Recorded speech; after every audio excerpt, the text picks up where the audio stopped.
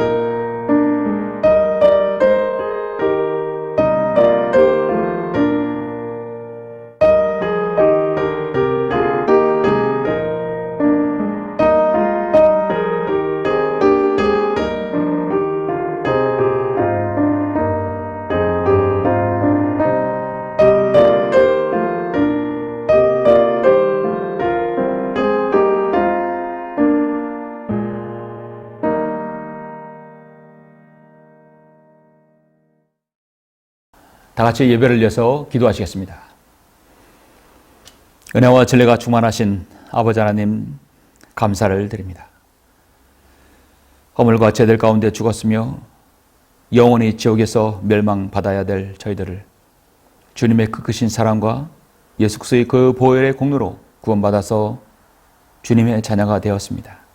하나님께 아바 아버지라 부를 수 있는 특권을 저희들에게 허락해 주셨습니다. 참으로 감사를 드립니다.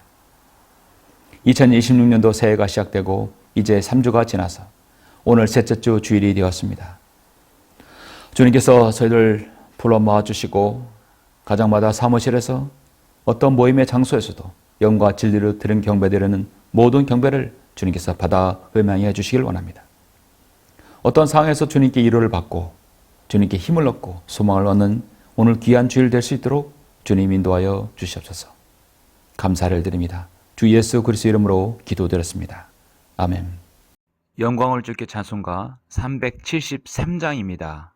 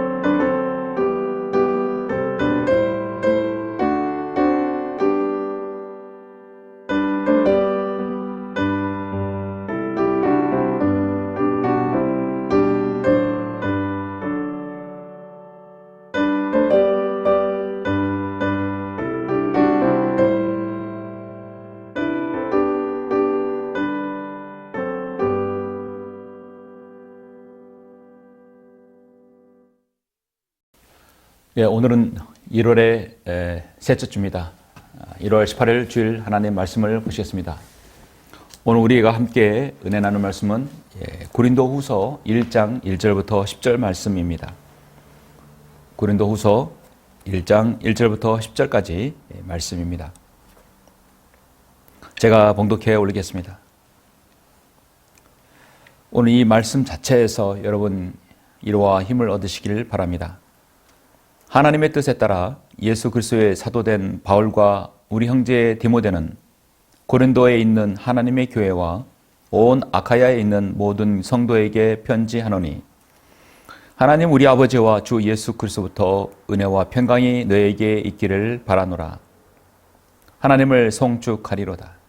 그는 우리 주 예수 그리스도의 아버지시요 자비의 아버지시요 모든 위로의 하나님이시며 우리의 모든 환난 가운데서 우리를 위로하시는 분이시라. 그러므로 우리 자신이 하나님께 받은 위로로서 어떠한 고난 중에 있는 사람들도 위로할 수 있는 것이라. 이는 그리스도의 고난이 우리에게 넘친 것 같이 우리의 위로도 그리스도로 말미암아 넘치기 때문이라. 우리가 고난을 당하여도 너희의 위로와 구원을 위함이니 그것들은 또한 우리가 겪는 동일한 고난을 잘 견딜 수 있게 해주며 우리가 위로를 받는 것도 너희의 위로와 구원을 위한 것이라. 너희에 대한 우리의 소망이 확고함은 너희가 고난에 참여하는 자가 된 것 같이 너희가 또한 위로에도 그러한 줄 우리가 알미라. 형제들아, 아시아에서 우리에게 닥쳤던 고난을 너희가 모르기를 원치 아니하노니 이는 우리가 받은 극심한 압박으로 인하여 견딜 힘을 잃어 심지어는 삶의 절망에까지 이른 것이라. 우리는 우리 자신 속에 사형 선고를 받았으니 이는 우리로 우리 자신을 신뢰하지 아니하고 죽은 자들을 살리시는 하나님만을 신뢰하게 하려 함이라. 그분께서 우리를 그처럼 극심한 사망에서 구해내셨으며 또 구해내고 계시니 그분께서 여전히 우리를 구해내 주실 것이라고 우리는 그분을 신뢰하노라. 아멘. 마지막에 있는 말씀은 신뢰라는 말씀으로 끝나죠. 오늘 말씀을 위해서 잠시 기도드리고 말씀을 듣겠습니다. 모든 위로와 모든 소망의 근원이신 위대하신 아버지 하나님, 감사와 찬양과 영광을 돌려드립니다. 하나님께서 저희 죄인들을 구원하여 주시려고 독생자들 예수 그리스도를 이 땅에 보내셔서 그 값지고 고귀한 생명을 우리에게 내어주셔서 예수 그리스도의 그 고귀한 피로 저희들을 구속하여 주시고 주님의 자녀로 삼아주심을 감사합니다. 우리를 영원한 저 지옥의 형벌로부터 구원했을 뿐만 아니라 이제 우리를 하나님께서 아버지라 부를 수 있도록 특권을 주시고 우리를 주님의 자녀라 부르심을 참으로 감사를 드립니다. 자녀는 우리 주님께 간구하고 또 가장 극심한 어려움 가운데서도 주님 품에 안길 수 있습니다. 주님, 험하고 각박하고 흉흉한 이 세상에서 어떻게 주님의 위로를 받습니까? 오늘 말씀처럼 주님의 말씀 안에서 위로를 받기를 원합니다. 우리가 살아가는 이 현 세상이 복잡하고 어둡지만 오늘 말씀을 통해서 다시 한번 주님께 더 많은 위로와 힘과 소망을 갖는 시간 될 수 있도록 저희들이 인도하여 주옵소서. 말씀에 기름 부어 주시길 원합니다. 주 예수 그리스도 이름으로 기도드렸습니다. 아멘. 오늘 말씀의 제목은 위로의 주님으로 살자. 위로의 주님으로 살자라는 말씀으로 잠시 말씀을 전하겠습니다.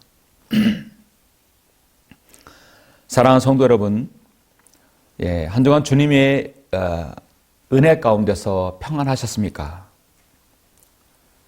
참으로 여러분 이 질문 받으면 그렇게 평안하지 못했을 것입니다. 우리의 매주마다의 주일은 참으로 암울하고 어둡습니다.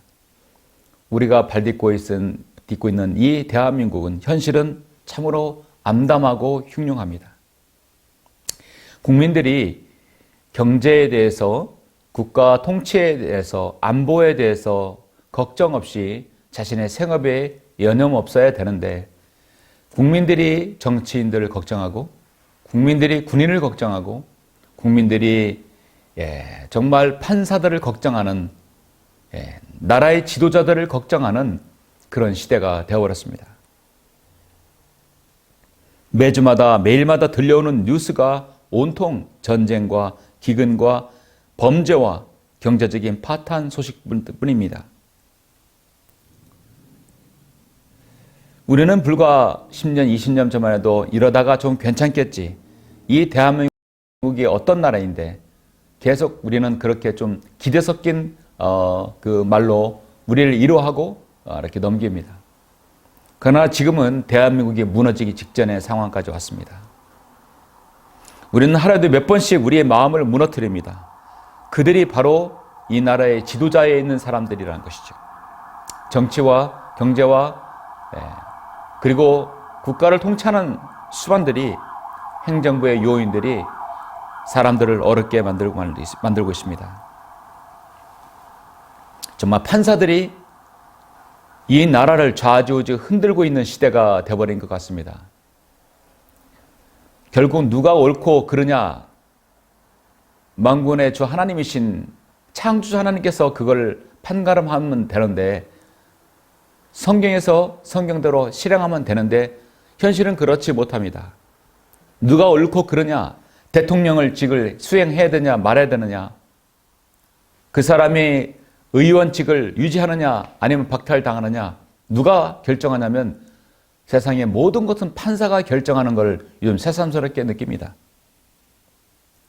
판사가 정신이 흐리고 판사가 좌편향되고 판사가 법과 양심의 근거에서 판결을 내리지 아니하고 정치적으로 판결을 내리고, 그러다 보니까 세상이 지금 완전 뒤죽박죽, 정말 그들이 말하는 대로 요지경 세상이 되어버렸습니다. 이런 판사들이 옳지 못한 판사, 이 개판사들이 나라를 완전히 지금 망가뜨려 놓고 있다는 사실입니다. 이런 가운데 우리의 마음은 어떻습니까? 정말로 무너져 내리고 녹아내리기 직전입니다. 우리가 예수 그리스도 안에서 믿음을 가지고 살아가는 이 시대에 정말 우리의 믿음을 견지하기 힘듭니다. 요새 이런 성도들 탄식이 많이 들려옵니다. 목사님, 기도가 잘 안 됩니다. 마음이 너무 공허해서 버티기가 힘듭니다. 그리고 예전의 믿음 같지 않습니다. 은혜가 되는 일이 하나도 없기 때문입니다. 어떻게 우리는 위로를 받아야 됩니까? 문제는 진짜 위로가 어디 있는가? 여러분, 위로가 정말 어디 있습니까? 우리는 사람들이 자신의 어둡고 힘들고 그런 것들을 위로를 찾고자 유전 유튜브의 심리학을 찾습니다. 정신과 상담을 받습니다. 텔레비전의 예능 프로그램을 잠시나마 잊어버리고 합니다. 심지어 술과 쾌락에 의존합니다. 심지어 마약에 의존합니다. 심지어 교회 안에서도 인본주의적 심리 상담 프로그램이 들어와서 하나님 말씀을 대체하려고 하고 있습니다. 예레미야 2장 13절에 이런 말씀이 있습니다. 이는 내 백성이 두 가지 악을 범하였으니 즉 그들의 생수의 근원이 나를 버렸으며 또 물통들을 만든 것인데 물을 저장하지 못한 깨지 물통이라 했습니다. 세상 사람들이 찾고자 하는 모든 위로와 좀 마음의 평안을 갖고자 하는 모든 것들, 한마디로 물을 저축하지 못하는 깨진 물통들이라고 성경은 말씀합니다. 사실 이 말씀은 이스라엘 백성들이 배교에서 생수의 근원인 나를 버렸다. 주님을 버렸고 그들은 물은 물통들인데 물을 저장하지 못하는 깨진 물통이라고 했습니다. 그건 곧 이스라엘 백성을, 이스라엘 나라 민족을 말하는 것이죠. 그런데 우리가 오늘날 이 시대에 무엇이라도 위로를 받고자 하는 모든 것들, 시도들은 결국은 아무것도 담을 수 없다. 세상에 주는 위로는 정말 통증을 먹게 하는 진통제일 수밖에 없습니다. 진통제가 다 지나고 나면 다시 한번 그 진통이 또 오는 것이죠. 죄로 인해 타락하고 하나님과 단절된 인간에게 사람에게서 나오는 모든 위로는 한계가 분명히 있습니다. 성도 여러분, 인간의 말이 아닌 하나님의 위로를 받아야 되는데 우리는 그렇게 주변에 보면 쉽게 하나님의 위로를 받고 힘을 내는 사람들이 없습니다. 그러나 오늘 말씀을 통해서 우리는 주님의 위로를 받아야 될 당위성 분명히 여기 제시되고 있습니다. 이 말씀을 함께 나누고자 합니다. 성경에서 한 장 전체에서 위로라는 말씀이 가장 많은 말씀이 역시 오늘 본문 고린도후서 1장입니다. 그래서 고린도후서의 1장은 정말 위로의 장입니다. 한번 1절부터 다시 한번 보실까요? 하나님의 뜻에 따라 예수 그리스도의 사도된 바울과 우리 형제 디모데는 고린도에 있는 하나님의 교회와 온 아카야에 있는 모든 성도에게 편지하노니 하나님 우리 아버지와 주 예수 그리스도부터 은혜와 평강이 너에게 있을기를 바라노라. 사도 바울의 전형적인 문체이죠. 하나님 우리 아버지와 주 예수 그리스도부터 은혜와 평강이 너에게 있기를 바라노라. 하나님을 송축하리로다. 그는 우리의 주 그리스도의 아버지시요 자비 아버지시요 모든 위로의 하나님이시며.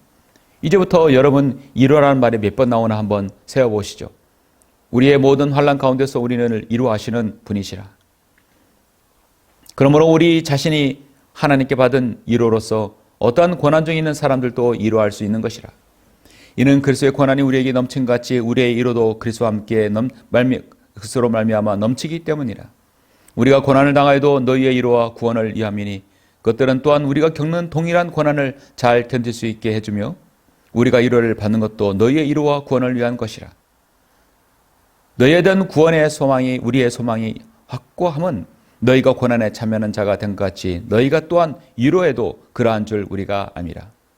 형제들아 아시아에서 우리가 닥쳤던 고난을 너희가 모르기를 원치 아니하노니 이는 우리가 받은 극심한 압박으로 인하여 견딜 힘을 잃어 심지어는 삶의 절망에까지 이른 것이라. 우리는 우리 자신 속에 사형 선고를 받았으니 이는 우리로 우리 자신을 신뢰하지 아니하고 죽은 자들을 살리시는 하나님만을 신뢰하게 하려 함이라. 그분께서 우리를 그처럼 극심한 사망에서 구해내셨으며 또 구해내고 계시니 그분께서 여전히 우리를 구해내 주실 것이라고 우리는 그분을 신뢰하노라 했습니다. 예. 여러분 위로란 말이 몇 번 나옵니까? 셀 수 없이 많이 나오죠. 매 장마다 위로가 빠지면 말씀이 되지 않습니다.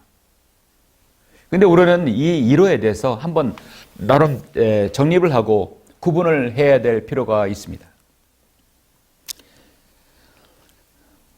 지금 사도 바울이 처한 상황은 어떻습니까? 아시아에서 힘을 겹도록 심한 고난과 살해당할 위험까지 있고 또 굶주렸고 소망이 끊겨졌던 사람도 많이 봅니다.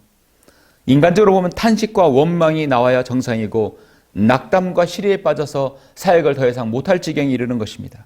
심지어 그도 인간인지라 삶의 절망에까지 이르다고 성경은 말씀합니다. 그러나 그런 상황이 아니라 하나님의 속성을 우리는 바라봐야 됩니다. 힘을 얻어라. 그런 상황에서도 사도 바울은 하나님의 속성을 바라봤어요. 하나님을 송축하리로다. 내가 하나님을 찬양하리로다. 그런 상황에서 사도 바울의 바로 믿음입니다. 3절에서 우리는 하나님의 속성을 세 가지를 볼 수 있습니다. 첫 번째는 우리 하나님은 우리 주 예수 그리스도의 하나님이라 하겠습니다. 구원의 하나님을 뜻하는 것입니다. 십자가 부활로 그 죄와 사망을 이기신 능력의 하나님이신 것입니다. 3절에 보면 그는 우리 주 예수 그리스도의 아버지시라. 예수 그리스도의 아버지시라 하겠고요. 그 다음에 자비의 아버지라 하겠습니다. 진노받아 마땅해 죄인 마땅해서 정말 진노받아 마땅한 그런 죄인입니다. 그 죄인들의 긍휼을 여기시는 바로 자비로운 한 아버지라는 것이라고 하십니다. 자비로운 아버지. 또 세 번째 가장 중요한 모든 위로의 하나님이라고 성경은 말씀하고 있습니다. 또 God of all comfort라고 했습니다. 그러니까 우리 주 예수 그리스도는 우리 주 하나님 예수 그리스도의 아버지라고 했고요. 예수 그리스도와 아버지는 동격, 동등함을 말씀하고 있죠. 그리고 진노받아서 마땅히 죽어야 할 저희들이 자비의 하나님으로부터 자비를 받은 것이죠. 그리고 모든 위로의 하나님이라 성경 말씀합니다. 이것이 바로 사도 바울이 믿는 하나님이 바로 그 하나님이에요. 자비의 하나님이고 위로의 하나님이고 그리고 우리 주 예수 그리스도의 아버지라고 말씀하고 있습니다. 이 시간 우리는 위로에 대해서 감정적인 호소가 아니라 진리의 말씀인 성경을 통해서 진정한 위로를 받으시기를 바랍니다. 저는 여러분에게 잠시 세 가지를 들어서 위로의 말씀을 여러분에게 드립니다. 위로의 주님으로 살자. 정말 우리는 위로의 주님으로 살아야 됩니다. 이 어둡고 이 환경이 각박하고 이 정치권이 어지럽고 대한민국에 침몰하는 상황에서 우리는 위로의 주님으로 살아야 됩니다. 첫 번째는 참된 위로는 위로부터 온다는 것이죠. 우리의 참된 위로는 바로 저 위에서부터 온다는 것입니다.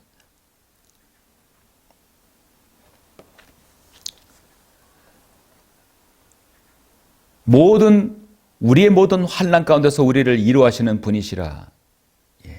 그러므로 우리 자신의 하나님께 받은 위로로서 어떤 고난중에 있는 사람도 위로할 수 있다. 성경은 말씀하고 있죠.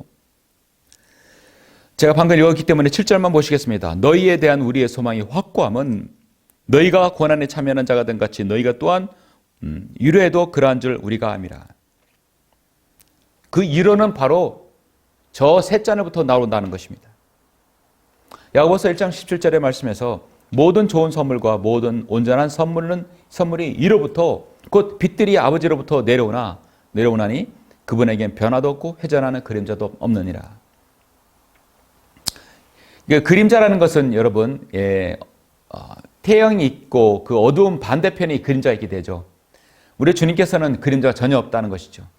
세상 어느 곳을 다 비추기 때문에 그림자는 전혀 있을 수가 없습니다. 모든 선물과 모든 온전한 선물이 위로부터 온다고 말씀하고 있습니다.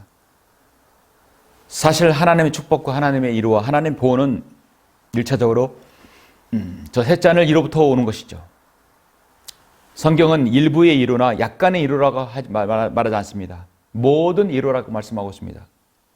세상의 어떤 모든 것을 다 포함시킬 수 있는 위로입니다. 로마서 7장에서 오 나는 비참한 사람이라 했습니다. 자신의 현재 처해진 상황에서 육신의 질고와 또 우리 모든 사랑 성도가 겪고 있는 육신의 질고 또 압박들, 정욕의 유혹들 이런 모든 이것들을 이기지 못하는 나 자신의 육신을 볼 때 나는 비참한 사람이라 하겠습니다. 하나님께서 그곳에서 나를 건져주셨다고 성경은 말씀하죠. 우리가 믿는 하나님께서는 감정에 따라 변하는 분이 아니십니다. 우리는 하나님을 만날 때 하나님은 한 분이시고 변하지 않는 분이시라는 것이죠. 우리의 마음이 이렇게 변화무쌍하고 계속해서 변동 생길 때마다 우리 주님도 하나님께서도 우리에게 그렇게 사랑을 들쑥날쑥하게 하시는 분이 아니라는 겁니다. 그 언제라도 하나님께서는 우리 환경을 초월하시는 그 위로를 주신다는 것이죠. 여러분이 찬송가에서 가장 많은 작시를 한 사람이 누구인지 아십니까? 페니 제인 크로스비 여사입니다. 찬송가의 여왕이라 불리는 페니 제인 크로스비입니다.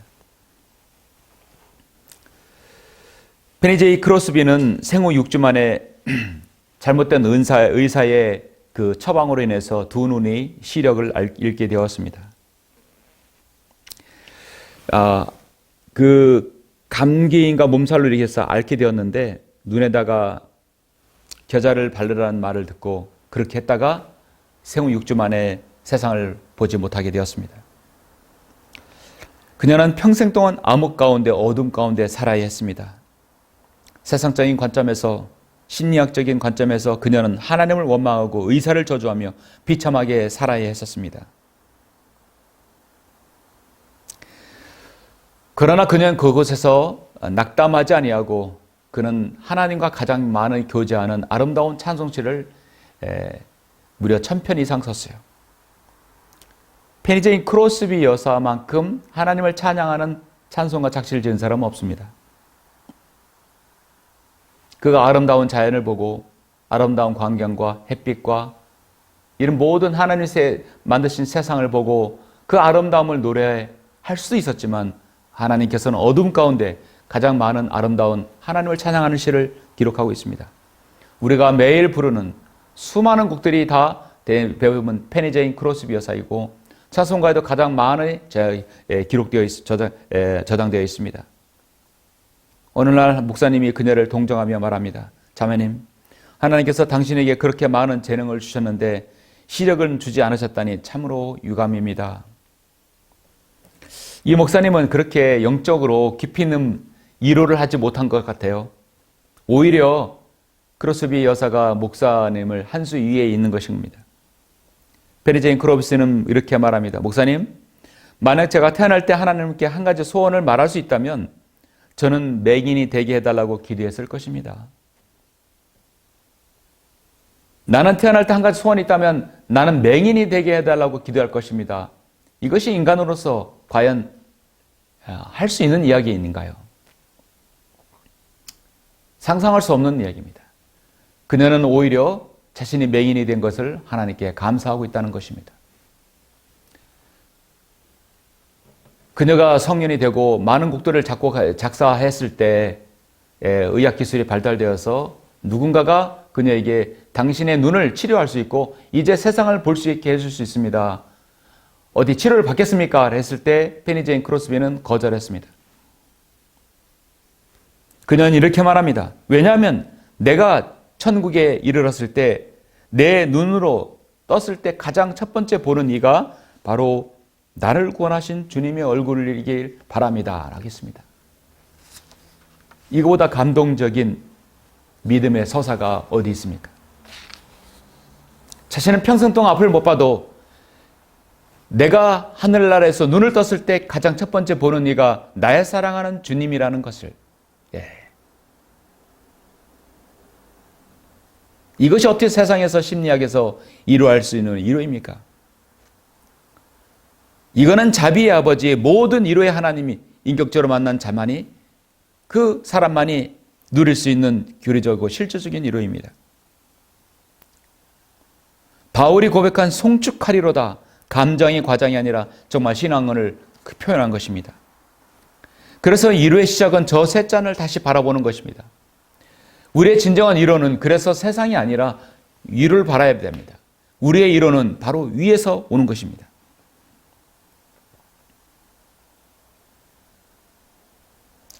한 아이가 밤에 악몽을 꾸고 울고 있습니다.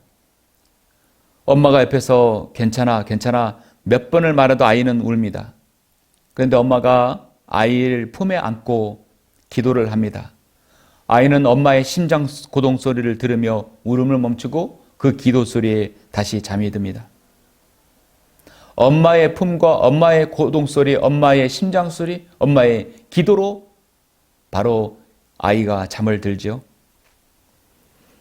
여러분의 부모님 혹시 돌아가셨다면 가장 그리운 게 무엇입니까? 부모님의 품이죠. 엄마의 품입니다. 그 아이가 밤에 아플 때마다 악몽을 꾸는 것은 바로 과거에 어릴 때 저였습니다. 저는 그렇게 감기에 걸리고 어렸을 때 허약했는데요. 아플 때마다 악몽을 꿨을 때 어머니는 저의 품을 안고 자신의 심장 소리를 들려주며 기도로 저를 안아줬던 것입니다. 사실 가장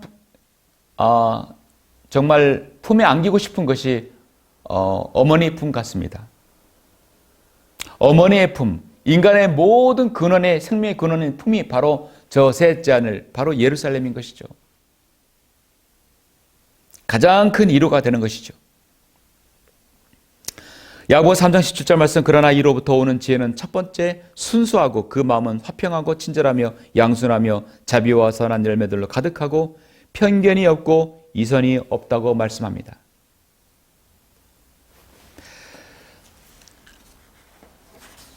위로의 주님으로 살자. 두 번째, 삶의 절망에서도 위로를 얻어야 합니다. 삶의 절망에서도 위로를 얻어야 됩니다.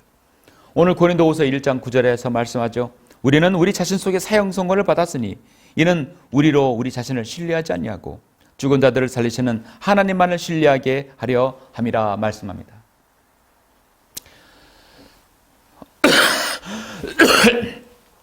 사실 이 땅의 모든 사람은요, 사형 선고 받은 사람입니다. 태어날 때 이미 그는 죽기로 정해진 자들이에요. 사람은 살아보려고 무엇인가를 움켜쥐고 성취하려고 아기는 주먹을 쥐고 태어납니다. 그러나 그가 생이 마감할 때 언젠가는 눈을 피고 죽습니다. 그가 나이가 70살이든 80살이든 20대든 그 언젠간 그도 생을 마감할 땐 두 손을 핀다는 것이죠. 아무것도 가져갈 수 없다는 것입니다. 그러니까 전도서 2장 20절에서 해 아래서 내가 한 모든 수고에 대하여 내 마음이 거의 절망하였도다 했습니다. 인간은 모두 다 어쩔 수 없이 절망할 수밖에 없는 존재입니다. 하나님 없으면 절망할 수밖에 없어요. 그래도 위대한 이스라엘의 왕의 다윗조차도 그렇게 삶의 절망 가운데서 있었어요. 시편 143편 1절부터 4절을 제가 읽겠습니다. 오주여 내 기도를 들으시고 내 간구의 귀를 기울이셔서 주의 신실하심과 주의 의로 내게 응답하소서. 주의 종과 함께 심판으로 들어가지 마소서. 이는 주의 면전에는 살아있는 어떤 사람도 의롭게 되지 못할 것이기 때문입니다.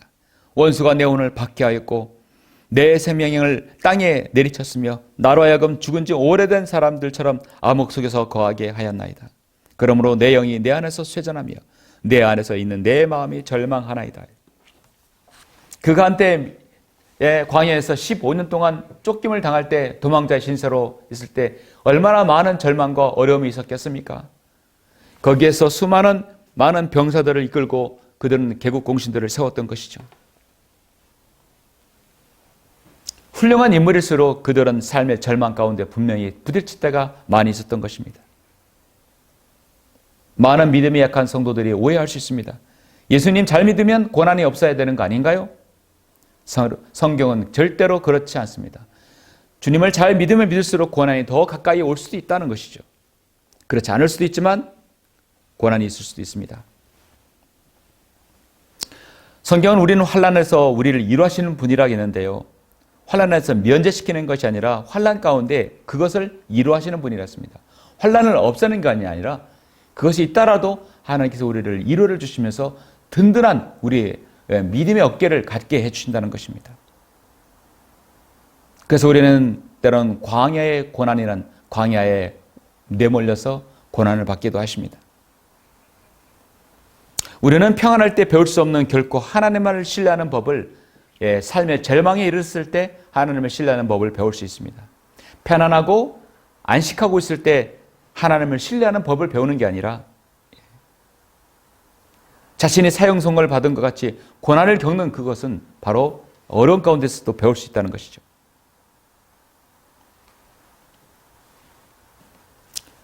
여러분은 즐겨 부르는 찬송가 중에 내 평생에 가는 길, 여러분 내 평생에 가는 길 너무나 잘 아시죠? 내 평생에 가는 길 순탄하나. 여러분 이 찬양 아시죠? 이 작사자는 호레이쇼 스패포드입니다. 21세기, 20세기의 욥이라고 불리우는 사람이죠. 그는 시카고의 성공한 변호사였습니다. 시카고의 대화재로 그는 전 재산을 다 잃었습니다. 설상가상으로 요양을 위해 유럽으로 떠나던 아내와 네 딸이 배가 대서양에서 침몰을 했습니다. 가진 거 다 잃고 아내와 자녀가 탄 배가 침몰했다는 것입니다. 아내는 간신히 구조되었고 사랑하는 네 딸이 모두 익사하고 말았습니다. 욥도 아내가 도망가고 딸이 다 죽었지요. 가진 거 다 타버렸습니다. 그는 혼자 살아남았다는 아내의 전보를 받고 스패포드는 급히 배를 타고 사고 지점으로 향했습니다. 그래도 배 잔해에서 딸이라도 찾으라고요. 선장이 이곳이 당신의 딸들이 수장된 곳입니다. 캄캄한 밤바다에서 그의 마음은 어떻게 했습니까? 한두 딸도 아니고 4명의 딸들이 모두 다 그 바다에 익사되고 말았던 것입니다. 정말 창자가 끊어지는 고통이었을 것입니다. 그 무엇으로도 자녀를 잃은 그의 마음에 위로를 줄 수 있습니까? 절망의 한복판, 환난의 가장 깊은 곳에서 그는 하나님께 무릎을 꿇습니다. 그리고 세상이 알 수 없는 위로가 저 위로부터 쏟아지기 시작했던 것이죠. 즉시 그는 선실로 돌아와 펜을 들고 시를 적습니다. 내 평생에 가는 길 순탄하여 늘 잔잔한 강 같은지 긍풍파로 무섭고 어렵든지 내 영혼 평안해, 내 영혼 평안해, 내 영혼 평안해. 자신의 자녀가 모두 다 잃었는데 어떻게 마음이 평안할 수 있겠습니까? 이게 바로 하나님을 향한 우리 신앙이에요. 이게 신앙의 바로 그 세상 누구도 갖지 못한 우리의 신앙인 것입니다.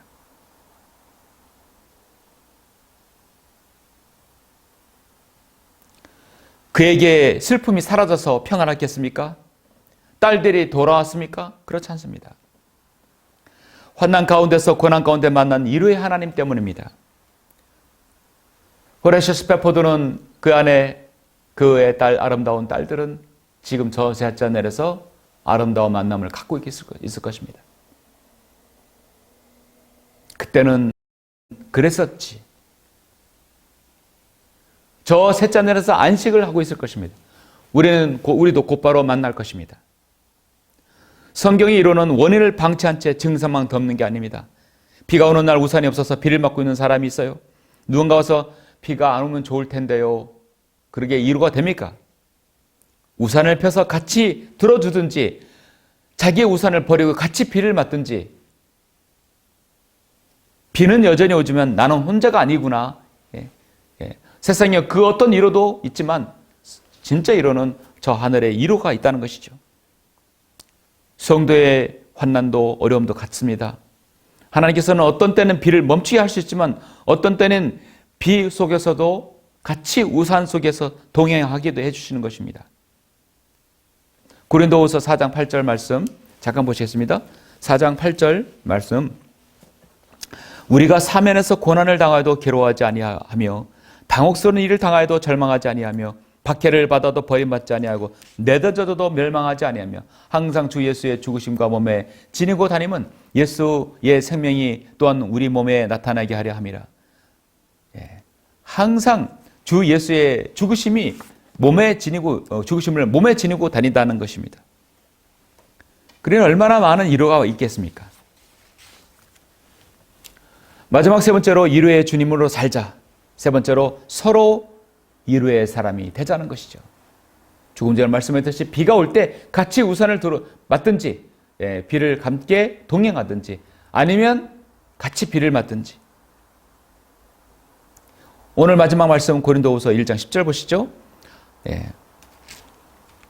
그분께서 우리를 그처럼 극심한 사망에서 구해내셨으며 우리가 과거의 죄 형벌로부터 우리 혼이 구원받았죠. 또 구해내고 계시니 우리가 현재 죄의 능력으로 주님께 우리가 늘 승리하고 있습니다. 우리 영적으로 이기는 것이죠. 그분께서 여전히 우리를 구해내 주실 것, 미래죠. 앞으로 죄의 임재 아래 우리의 몸이 구속받을 것이다. 우리는 그분을 신뢰하노라. 완벽한 이민, 완벽한 바로 구원이죠. 죄의 형벌로부터 구원받고 현재 죄의 능력으로부터 구원받고 그리고 죄의 임재로부터 구원받는 것. 혼과 영과 몸. 완벽한 것이죠. 그렇게 우리가 위로를 받은 사람은 우리도 위로를 줄 수 있어야 됩니다.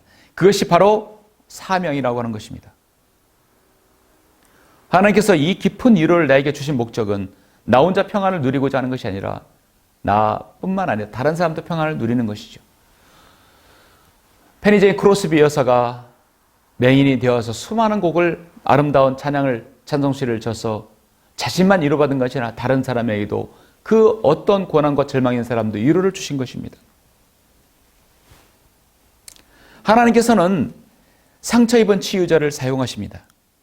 내가 겪은 아픔, 내가 통과한 눈물의 골짜기, 그리고 그 속에서 체험한 말씀의 능력을 누군가 살리는 강력한 무기가 되는 것입니다. 사도 바울은 고린도에게 숱한 비난과 배신 속에서도 다시 일어나고 사역할 수 있었던 것은 그가 받은 위로가 사적인 감정이 아니라 정말 복음을 위한 하나님의 사명이었기 때문입니다. 내가 받은 위로가 고여 있으면 썩습니다. 흘려보내야 은혜의 강이 되는 것이죠. 힘내세요라는 값싼 동정이 아니라 진짜 같이 힘을 내는 동행이 필요합니다. 고린도후서 1장 5절 이는 그리스도의 권한이 우리에게 넘친같이 우리의 위로도 그리스도로 말미암아 넘치기 때문이다. 그러므로 우리도 같이 동일한 위로자로 살아야 됩니다. 주님의 위로로 우리는 살아야 됩니다. 사랑하는 성도 여러분, 세상은 앞으로 더 요동칠 것입니다. 세상의 풍조는 더욱더 하나님을 대적하고 세상 사람들의 사랑은 더 식어질 것입니다. 이 흉흉한 세상에서 무엇으로 위로를 받아야 되고 무엇으로부터 우리가 보호받아야 됩니까? 바로 위로부터 받아야 됩니다. 세상의 위로를 구걸하지 마세요. 사람들에게 기대를 걸지 마십시오. 심리학 서적이나 유튜브 영상에서 얄팍한 위안을 찾지 마십시오. 모든 위로의 하나님 앞에 나가야 됩니다. 십자가에서 확증된 사랑과 부활로 증명된 그 능력을 우리가 믿어야 됩니다. 그래서 우리는 참된 위로는 위로부터 세상의 절망에도 위로를 얻어야 되고, 그리고 서로의 위로의 사람이 되어야 합니다. 지금 겪고 있는 여러분의 환난, 경제적 어려움, 육체의 질병, 자녀의 문제로 밤잠을 설치고 어렵습니까? 우리 주님께 위로의 이 말씀으로, 이 말씀을 통해 위로를 받으시길 바랍니다. 여러분의 기도의 골방으로 들어가고 여러분의 위로의 평안한 가운데 주님의 품에 안기시길 바랍니다. 사도 바울도 그 어떤 믿음의 선진도 고난이 없이 위로를 받지 못했습니다. 고난이 있었기 때문에 위로를 받은 것이죠. 위로라는 말을 어디서 들을 수 있습니까? 평안한 가운데는 위로가 없을 수 있습니다. 고난과 어려운 가운데서 위로가 있는 것이죠. 여러분이 이 악하고 음란하고 흉흉한 세상을 이기시려면 여러분의 주님으로부터 위로를 받아서 그 위로로 살고 위로로 다른 성도를 또 위로해 주며 힘을 얻으시는 성도들이 되시길 간절히 바랍니다. 기도하시겠습니다. 우리를 사랑하시는 아버지 하나님, 감사를 드립니다. 주님은 정말 우리의 위로자이십니다. 우리의 평안자이시고 우리를 어떤 상황에서도 위로해 줄 수 있는 분이십니다. 주님은 공생에 사역하실 때 그 33년의 반 동안 모든 고난과 모든 위로와 모든 것을 주님께서는 가지고 계셨습니다. 주님께서 시험 받으신 것은, 주님께서 고난 받으신 것은 바로 나를 위한 것입니다. 우리 자신을 위한 것이라는 것을 우리는 다시 한번 압니다. 아버지 하나님, 성도들의 마음 가운데 주님 함께해 주십시오. 어떤 상황에서도 주님의 위로를 통하여 힘을 얻는 우리 성도 각인들이 될 수 있도록 인도하여 주시길 원합니다. 주 예수 그리스도 이름으로 기도드렸습니다. 아멘. 영광을 주께 찬송가 261장입니다.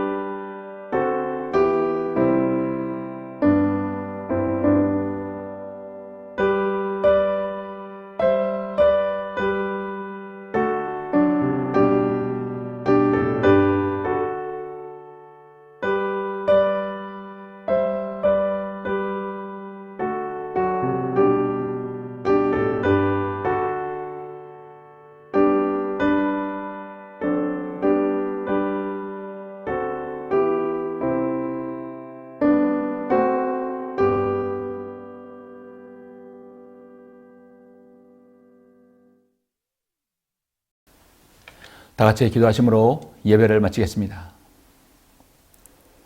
우리의 이루자이신 위대하신 아버지 하나님 감사를 드립니다.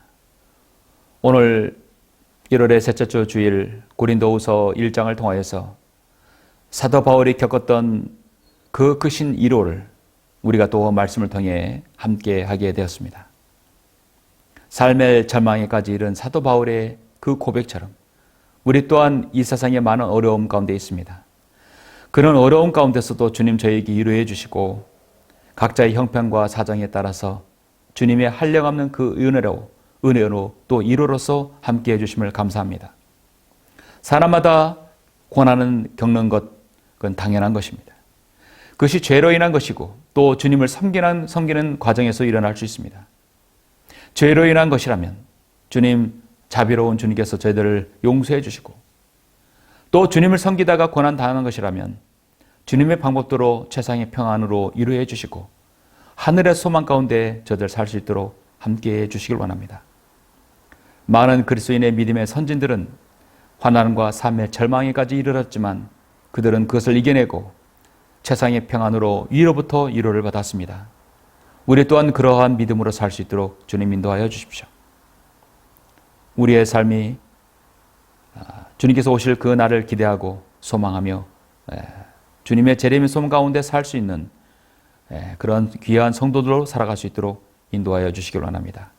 감사를 드리며 다시 오셔서 우리를 데려가실 주 예수 그리스도 이름으로 기도드렸습니다. 아멘.